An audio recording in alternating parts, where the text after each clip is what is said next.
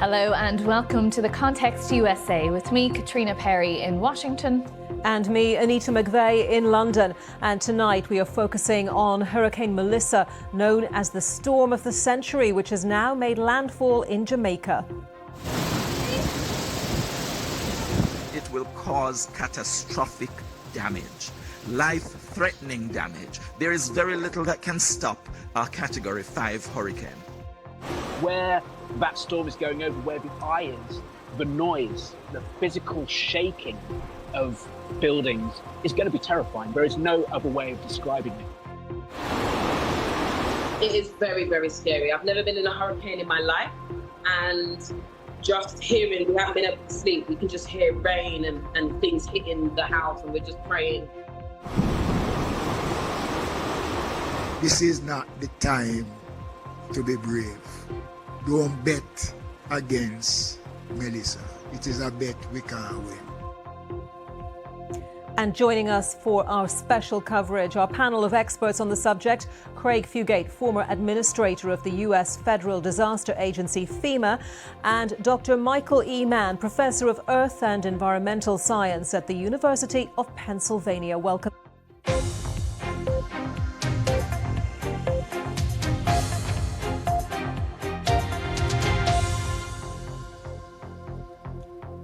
Hello and welcome to The Context USA, where we're spending this next hour talking about Hurricane Melissa today, the most powerful hurricane to hit Jamaica since records began.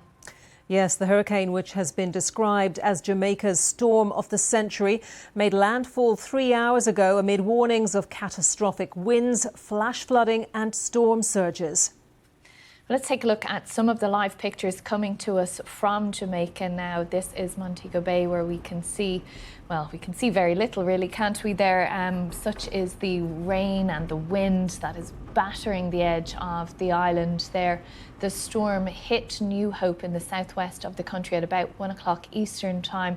We're looking now at Kingston Bay, and you can see just how choppy the waters are. Still very, very windy there, this Category 5 storm. And we've been tracking the progress of this hurricane very closely. Let's take a look at the latest satellite imagery, which shows where Melissa is now and the eye of the storm off the north coast of Jamaica just now. As you can tell from your screens, it's the strongest hurricane ever to directly hit the island, with estimated maximum sustained winds of 185 miles per hour.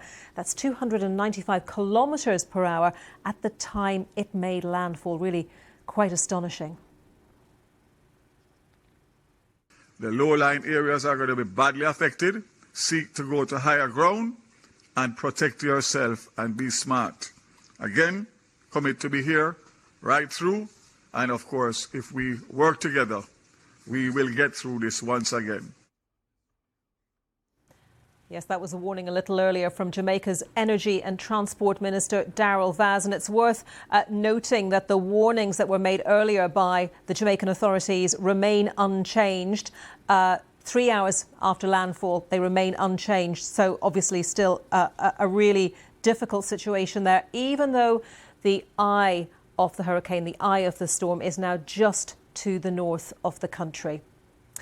Well, joining me now is Kyle Mice, who's Managing Director of the Jamaica Inn. Kyle, thank you so much for joining us on The Context USA today.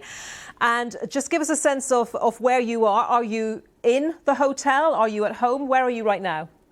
We are certainly here at the Jamaica Inn, where we myself and about 30 of our team members have hunkered down, along with a number of guests. We have 4 rooms stayed on to ride out the hurricane with us. Ironically, all from the UK, but felt safe enough in our hands and to ride it out with us. We're right in Ocho Rios, and Melissa has well and truly arrived on this side of the island. So we're now actually experiencing the heaviest winds and gusts that we've had all day. I'm not sure if you can hear hear them, hear the noise, but I would say in the vicinity of 60 mile-an-hour gusts at the moment. So just to explain a little bit more about what you are hearing and feeling right now. So you're obviously hearing those gusts of wind. You're probably feeling some of the fabric of the building moving, perhaps. What else can you tell us about what it's like to be sitting there with all of this unfolding around you outside?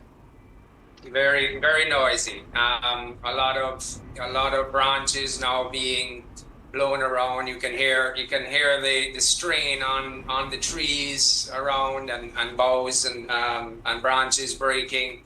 So we're right in the thick of it, as the saying goes. Nowhere near, I must say, the level and speed of the winds that have had such a catastrophic effect on the southern parishes, southwest parishes, where there's been some horrible reports of catastrophic damage. So our thoughts are with them. We are in a very safe environment. The inn, we've been around nearly 70 years. A very strong structure. So, are you in a dedicated safe room, Kyle, or have you made a room safe? We have a dedicated safe room for the interview. I have actually snuck out of the safe room, and I'm sitting in my office, which is right next door. So, but my office was a central command, so it is also a safe room. So my team and our guests are in safe rooms. One of the things we've been waiting for the arrival of Melissa for, it feels like, well, it is a week. And well, finally it is here. Probably feels like longer, Kyle. Well, it does. There's something, the mental strain waiting. As I don't know which one is what is worse, but we're riding it out. We're happy to say that so far things aren't as bad as they could and were at one point in time. Were actually forecasted. We were watching to see where Melissa would have made landfall, etc.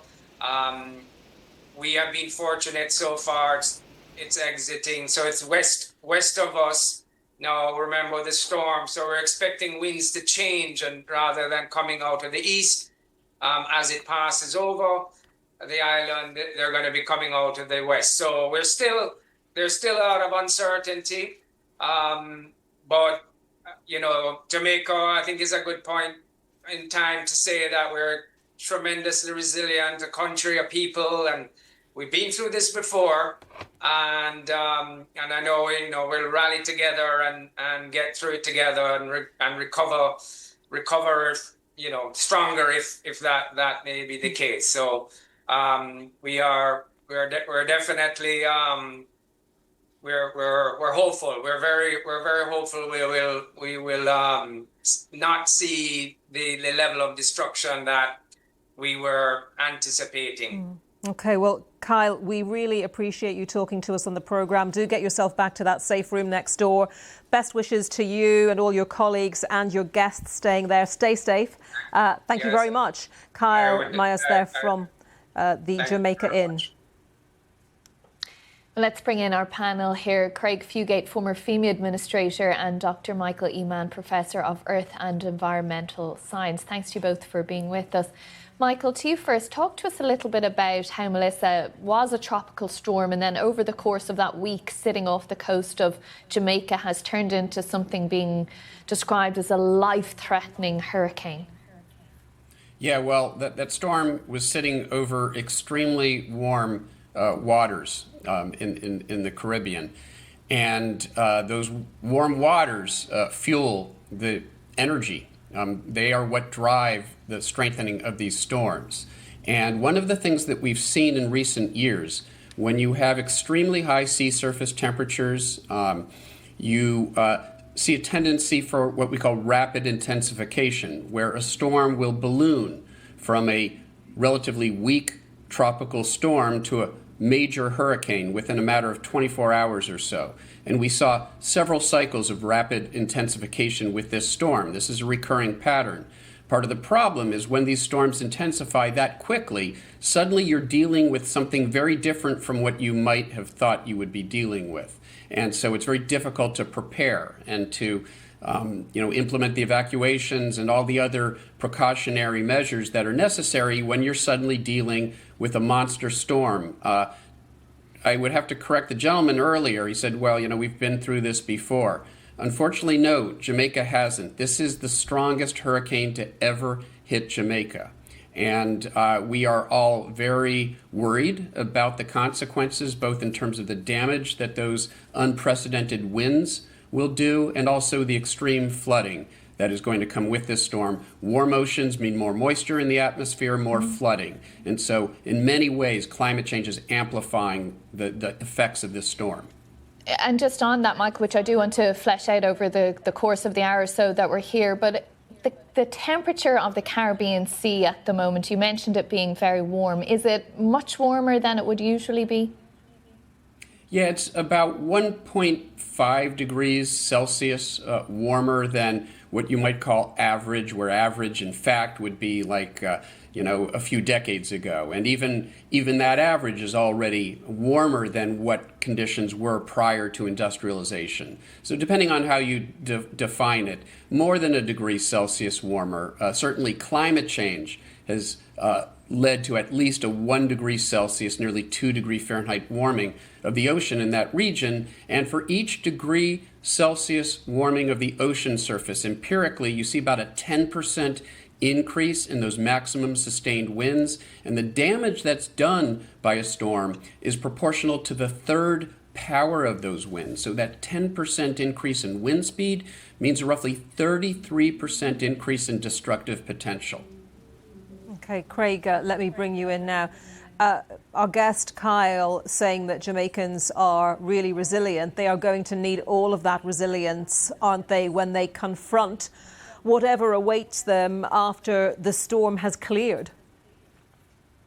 Yeah, and I think, part of this, you're getting a lot of images, but they're on what I call the periphery. This was not a very large eye, about 15 miles across. So the areas of the highest winds are not areas we're getting images from. And then the other part of the story, that while there's a lot of focus on wind, historically the most deadly part of these hurricanes is the flooding. And because of the Blue Mountains in Jamaica and the fact that this storm was coming in slow, it's going to produce a lot of rainfall, has produced a lot of rainfall. So not only are we looking at the coastal impacts from storm surge and winds, but inland high winds, especially as you go up in elevation, will increase. But tremendous amount of rainfall and flash flooding and catastrophic flooding across the interior part of Jamaica. And again, we're not getting reports yet from these areas. So that's our major concern right now, is what kind of search and rescue operation is going to be required to reach people in time to save them. Yeah, a lot of the story has still to unfold, as you say. Craig and Michael, we will be back with you very shortly. For the moment, thank you very much. Indeed, because we want to go back live to Jamaica now and speak to Floyd Green. He's the Member of Parliament for St Mary's Central and a Minister of State for Transport, helping to oversee Jamaica's infrastructure and the storm response. So really a lot on your plate this last weekend and the weeks and months ahead. First of all, tell us, what is it like just for you or yourself now at this moment? Well, thanks for the invitation. Let me just correct a couple of things. So I'm Member of Parliament for St. Elizabeth Southwestern, which is the area in which Hurricane Melissa came on land. And I'm the Minister of Agriculture, Fisheries and Mining. It has been a very trying time, as you can imagine. We have been preparing, trying to get things in place to be able to, as much as possible, weather this first of a kind hurricane for us here in Jamaica. Clearly, we've been through a number of hurricanes and we've built a certain amount of resilience, but it's the first that we've had a Category 5 hurricane come on land. So what we have been doing for the past week is preparing, organizing our shelters, and trying to get people to evacuate to those shelters so that they can be safe as we face Hurricane Melissa. Okay, Minister, my apologies. I was passed the wrong information, so thank you very much for correcting the record on that. Have most people heeded those warnings? Were most people able to get somewhere where they could bunker down? So we've had mixed reactions. I think a number of people in our coastal areas, especially as we looked at the direction of the storm and we saw where it was projected to come on land. I think a number of people started to take those warnings seriously. We worked with the Ministry of Transport locally to provide buses to carry people to shelters. I think overall we have about 2,000 people who access shelters. In my neck of the woods, we have about 300 that have gone into shelters. Just to put it in perspective, that's about triple the number that went into shelters in Hurricane Beryl. So I will say that there has been a greater uptake and people have taken the threat of Hurricane Melissa much more seriously. Now, hopefully everyone survives this and is safe. What is going to happen after that when it is clear to come out again? How prepared are you for recovery, for any rebuilding that might be needed to do? So, clearly we are now just getting preliminary reports. Unfortunately, the hurricane is still impacting parts of the island, having made landfall. It has not yet exited Jamaica. So there's still a lot of rain, there's still a lot of winds, there's still wind. So it's still very preliminary. Clearly, the images are now coming in and we're seeing significant property damage all over. Clearly, there's been a lot of rain. And as such, we have seen rising levels. We do have recovery plans. We have our emergency operations center in each parish that is driven by the Office of Disaster Management. And we have pre-positioned equipment to try and help with clearing of roads so that we can. I think we've lost the minister there. Can you still hear me, sir? Yes, still hearing you. Yes, you can. Sorry. Obviously, as you're saying, the storm is still over Jamaica and it's interrupting the communication line there. I can just say that to tell our viewers that we have heard that officially it's been downgraded to a Category 4. That obviously doesn't take away from everything that you're experiencing there on the island at the moment. And I just wanted to ask you specifically, as you are the Minister for Agriculture, I mean, this time of year is really when so much harvesting goes on in Jamaica. What impact is this going to have on crops, also crops that are grown in greenhouses, if those greenhouses may not survive? Yeah, so this is going to have a tremendously negative impact on our agricultural sector.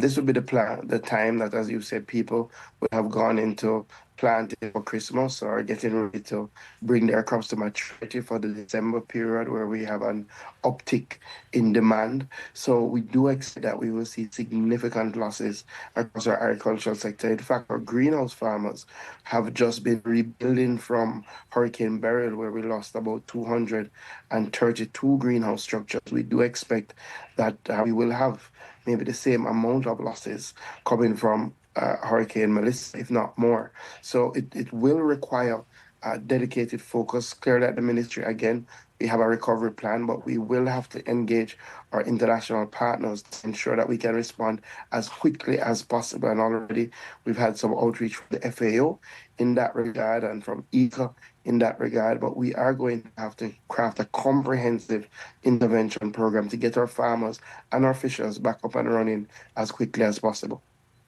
Very close relationship between Jamaica and the US. Obviously, will you be looking to the White House for some help?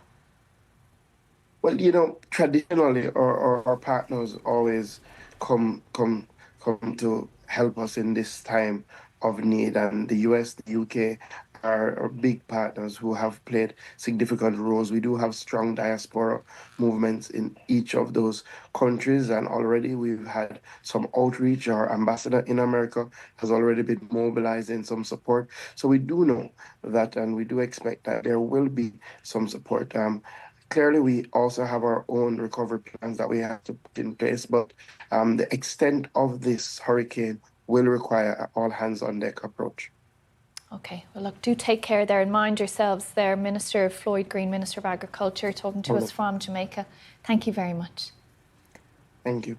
Now let's just remind you or show you again the latest satellite images we have, and there you can see that the eye of the storm is now just off the north coast of Jamaica, but those violent winds still swirling over the island. We will be back with more on this story in just a moment.